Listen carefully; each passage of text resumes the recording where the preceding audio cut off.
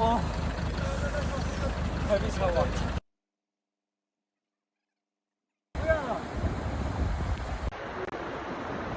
Neyse Raf bizi burada saldı gitti. Abi bir tane məlumat ver biz haradayıq? Bir tane ömrüne girim iftikarın. Hal-hazırda heç olmamalı yerdəyik. Çünki İndi yağış yağma ehtimalı var. Yağış yağma ihtimali var. Prosta biz indi nə qarmalıyıq? Bizim B planımız nədir? B planımız en yakın qohumlara zəng eləmək. Oyda su yağır.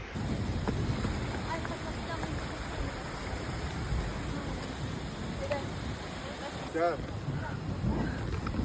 Aşağıdan qalxanlar da var elə. Oy.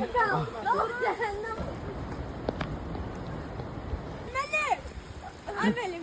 Teşekkürler.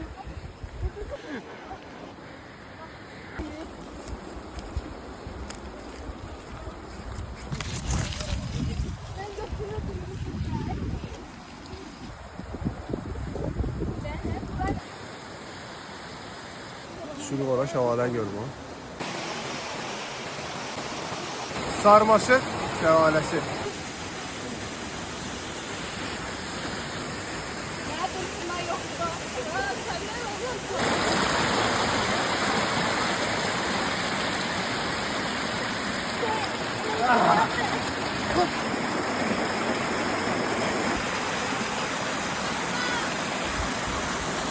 Magnezyum çubuğu buna deyilir.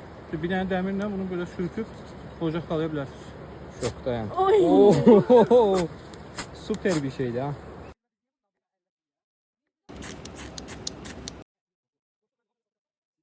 Kampa gəlmişik, hamıda ağ ayaqqabılar. Bir tutam sağdım mən də. Nəli üstlər də ağ. Nike Air Force. Abi nə qarıq? Bir dənə deyə bilərsən? Yellənəcəkdir, amma bunun daha böyük, yaxşı modelləri var ki, xaricdə eləyirlər. Biz onun qısa variantını özümüz üçün, əyləncə üçün edirik.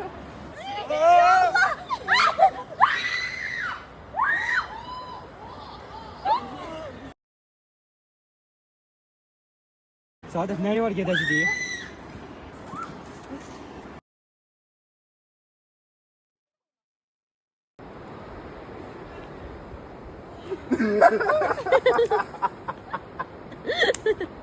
Sən qabaqda istəyirəsiniz? Dağı düşürük indi. Ən başda mən gələcəm. Çəkilin.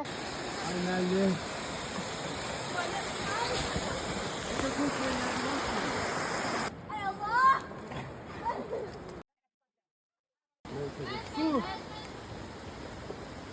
Sarmaşıq şəlaləsinin 24 dəqiqəyə düşdük.